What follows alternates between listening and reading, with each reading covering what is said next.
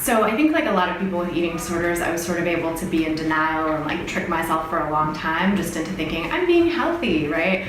But there was sort of a behavior that I never wanted to do, that I never thought I would do, that I did. And I think that was sort of the line in the sand that made me feel like, oh my God, I think I have an eating disorder, you know, which, I mean, it was purging. And I just, in my mind, it was like, if you purge, you have an eating disorder. So that's sort of what led me to reach out for help at first. So I first reached out for help to my therapist at the time, who wasn't an eating disorder specialist. She was just someone I was seeing for anxiety and depression. And unfortunately, she didn't really know much about eating disorders, and she sort of dismissed it and made me feel like it wasn't really an issue.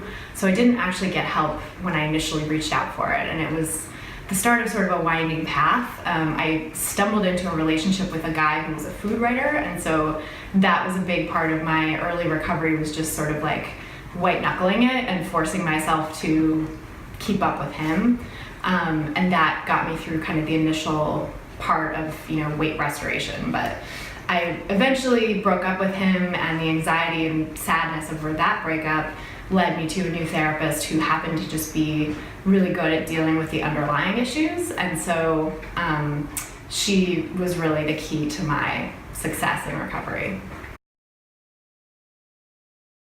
So I think what helped the most in my recovery was self-compassion. Learning the practices of self-compassion, also mindfulness and meditation were really important for just laying the groundwork for me to give up the behaviors, because I think a large part of it was, you know, being so self-critical and thinking I needed to have these behaviors and I needed to be thin in order to be successful, happy, accepted, what have you. And so kind of addressing that need at the source with self-compassion and with empathy for my own struggles really helped me to get to a place where I could give up the behaviors.